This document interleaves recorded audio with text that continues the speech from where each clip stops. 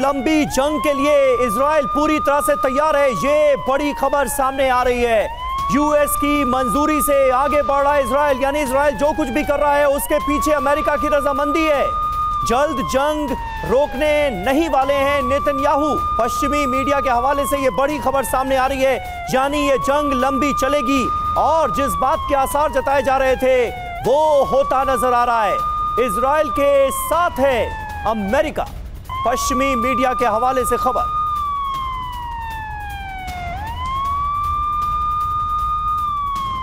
और इजराइल का ईरान पर भीषण हमला, तेहरान में भयंकर हमले को दिया अंजाम, इलाके में फैला आग और धुआं।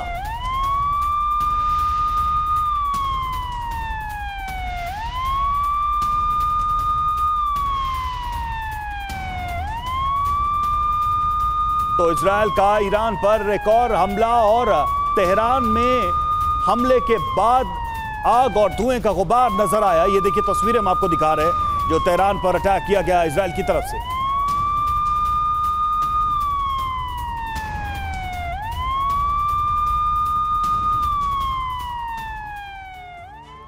तो देखिए ईरान के एटमी प्रोग्राम को लेकर भी बड़ी खबर है। इजराइल का ऑपरेशन राइजिंग लायन, जहां पर नतान्स एडवांस सेंट्रीफ्यूज से U-235 का संवर्धन किया जाता है, उस जगह को निशाना बनाया गया है इजराइल की तरफ से। यह हमला क्यों किया गया, इसका जवाब ढूंढना मुश्किल नहीं है। ईरान हथियार ग्रेड यूरेनियम के करीब था, ये जानकारी इजराइल को थी। ईरान के परमाणु हथियार बनाने से रोकना ईरान को, यह इजराइल का मकसद था। इसके अलावा तेहरान एटॉमिक ऑर्गेनाइजेशन को टारगेट किया गया। 600 ग्राम तक प्लूटोनियम बनाने में यह सक्षम है। हमला क्यों हुआ?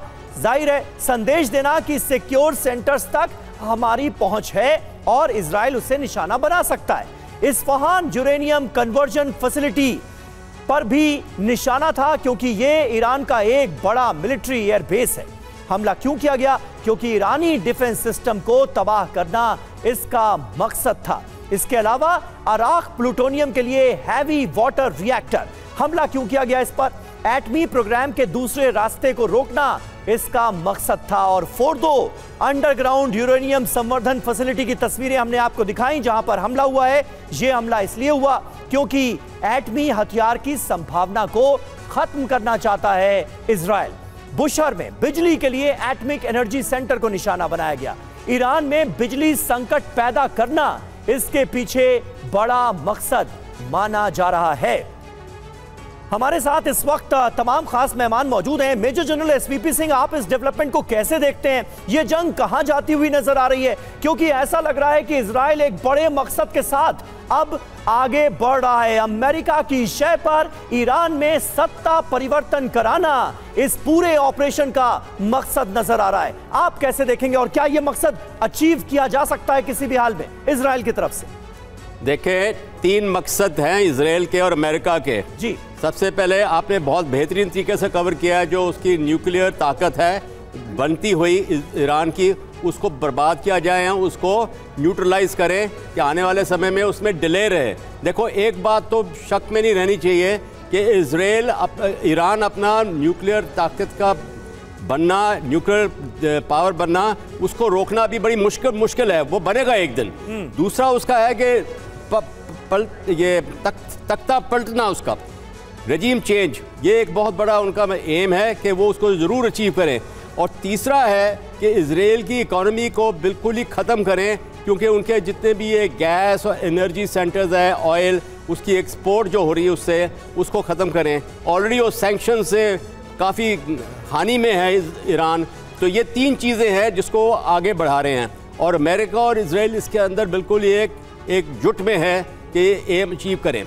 अभी ईरान के अंदर जो अंदरूनी ताकत है, वो अंदरूनी समस्या बहुत ज़्यादा हैं और उसको भी बहुत मुश्किल है इस समय खमेनी और उसके जो हैं पावर सेंटर्स उसको संभालें। देखें, इलॉन मस्क ने अभी स्टार लिंक भी वहाँ पे देने की वादा किया है। इससे क्या होगा कि पब्लिक को, जो उन्होंने बंद किया हुआ था इंटरनेट का यूज़, पब्लिक को और भी पता लगेगा कि उनकी क्या हालात है, कैसे वो सप्रेस हो रहे हैं। तो इस हालात को देखते हुए ईरान के लिए काफ़ी मुश्किलात है। बट आपने एक सवाल ये भी पूछा था कि लड़ाई कितनी देर चलेगी। इस समय क्योंकि ईरान ने रिटेलिएट किया है और रिटेलिएट उन्होंने भी बड़ी कारगर तरीके से किया है, तो मैं समझता हूँ कि लड़ाई कुछ समय चलेगी आगे आने वाले समय में, क्योंकि इजराइल का भी मकसद है, मुद्दा है कि हम लड़ाई लंबी लड़ेंगे और ईरान इस टाइम रुकेगा नहीं, वो भी रिटेलिएट करता रहेगा। जब तक सवाल है सर कि कितना लंबा ईरान इस युद्ध को खींच पाएगा, तब जबकि अमेरिका का पूरा समर्थन इजराइल के साथ